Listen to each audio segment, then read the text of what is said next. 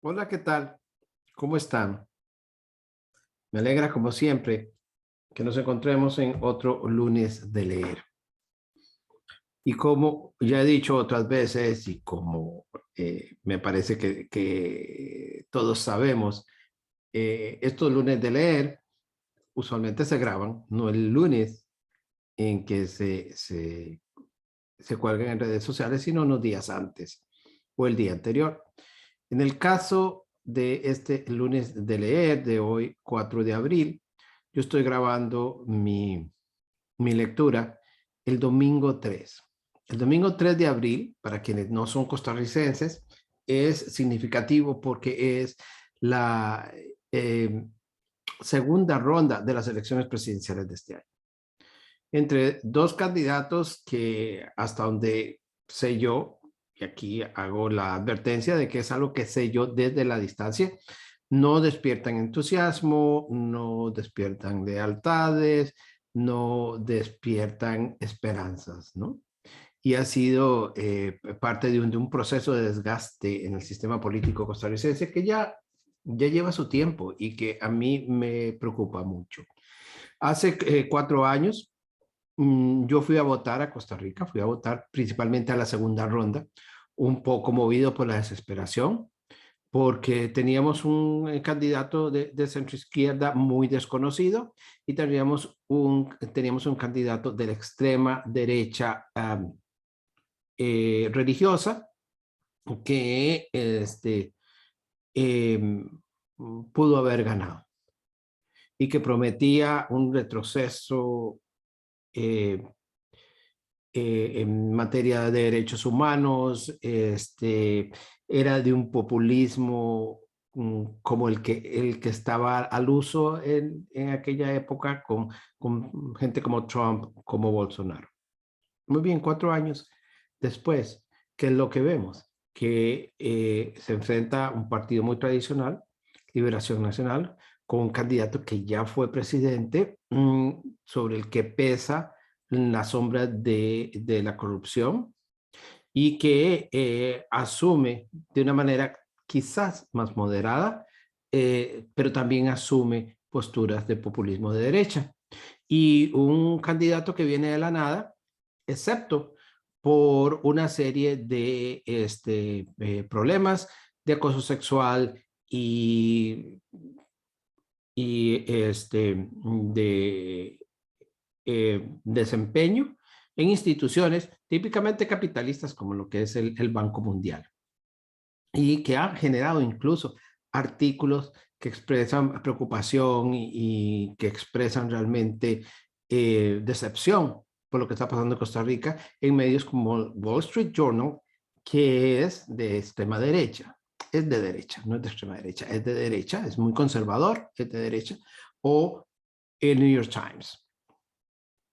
Y entonces tenemos estas dos personas que, digámoslo así, muy pocos quieren, y uno de ellos va a ser el presidente de la República. Además, eh, uno de los candidatos, el que viene de su experiencia en el Banco Mundial, realmente fue aupado por una de estas personalidades de los medios que se echan sus sermones, que pretenden estar por encima del bien y el mal. Esta persona ahora va a ser diputada en el Congreso y se atrevió a sugerir que debían cortarse los fondos de cultura por un tiempo, que además los fondos de gobierno para cultura es una fracción mínima del presupuesto nacional y que en algún momento en su discurso equiparó cultura con ir a Disneylandia o ir a Disney World.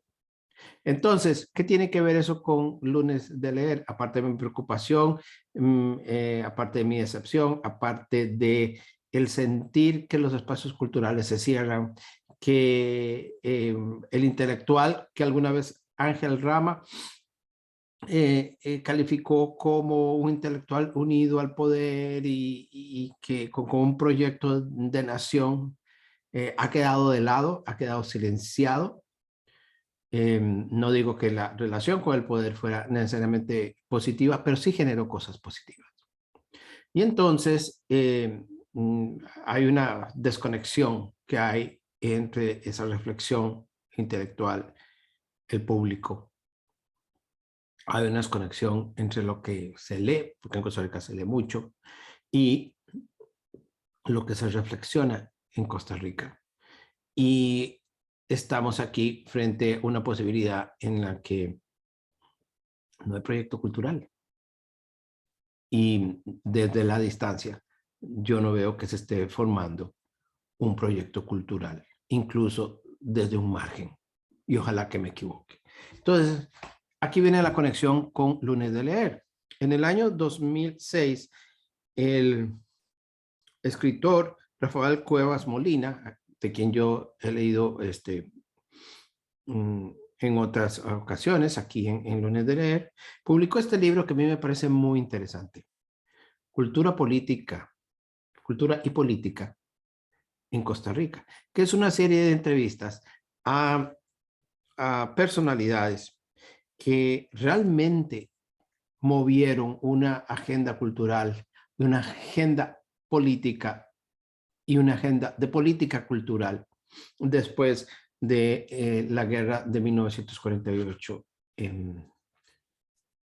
en Costa Rica. Y es importante porque yo pienso que ese tipo de proyecto cultural, de proyecto político, proyecto de nación que estaba aquí, ha desaparecido completamente.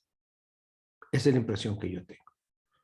Y que nos hemos convertido en general en intelectuales neoliberales, es decir, nos interesa nuestro propio bienestar, no hay casi proyectos comunes y somos más que todo polemistas de redes sociales que de algo más ambicioso. Entonces, voy a leer el principio de la entrevista a Fernando Bolio. Fernando Bolio, un intelectual y político asociado con la socialdemocracia, fue ministro de Educación y fue uno de los artífices detrás de la fundación de la Editorial Costa Rica, que fue un ente semiestatal fundamental en el desarrollo de la literatura de Costa Rica en la segunda mitad del siglo XX. La editorial todavía existe, pero ya no es lo que fue. Y entonces, por muchas razones, esa sería una discusión posterior. Todavía hay autores que publican con la editorial Costa Rica, pero cuando yo empezaba a escribir, era el lugar donde escritores jóvenes y escritores ya con mucha experiencia llegaban. Entonces, voy a leer algo sobre política cultural.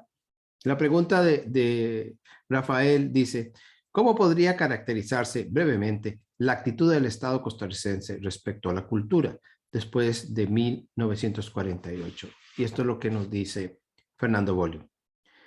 ¿Estaría la cultura en el campo de la participación del Estado en la producción del bienestar general como un aspecto de especial importancia del movimiento socialdemócrata que surgió en el 48? El Estado empieza a interesarse por la promoción de la actividad creadora, asistiendo a los artistas en general en su difícil tarea de dar a conocer sus talentos, sus ideas.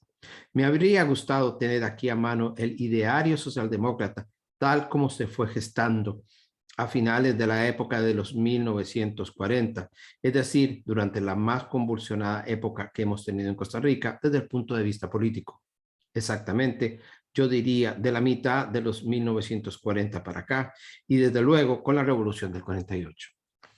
Y digo que me gustaría tener en mano esos documentos porque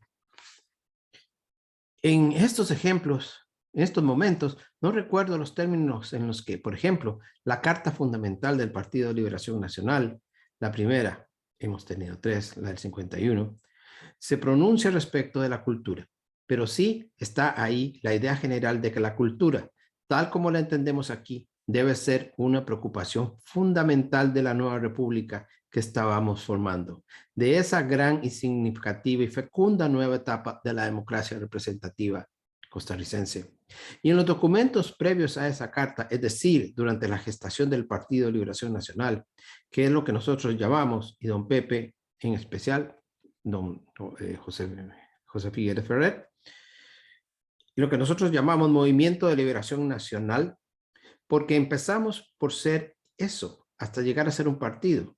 Y aún así, don Pepe seguía considerando que el partido fundado en el 41 seguía siendo el movimiento gestado antes del 48. Y entre esos documentos habría que examinar lo que se dice en la revista, que era del Centro para el Estudio de los Problemas Nacionales, o sea, Surco. Ahí hay una fuente de referencia sobre esta materia, con artículos dentro del propósito que tenía Surco, de hacer un análisis de la situación del país en general en esa época de decadencia de las instituciones políticas y en general del comportamiento habitual del costarricense frente a los problemas esenciales de nuestra sociedad. Esa participación, que no intervención del Estado en la cultura, no fue totalizadora. No podía serlo, ni queríamos que fuera. Y además ya habían surgido figuras señalas en la pintura, en la música, en la escultura de la época anterior al 48. Algunas de estas figuras no han podido ser superadas hasta ahora. Es decir, su obra no ha sido superada, como Francisco Zúñiga, y ahora son los clásicos para nosotros. Y en literatura, desde luego, la época anterior al 48 fue muy fructífera. Yo pienso que este libro puede ser un libro útil, casi que fundamental, para repensar los espacios culturales en el siglo XXI, en este momento del siglo XXI. Que tengan una muy bonita semana. Hasta luego.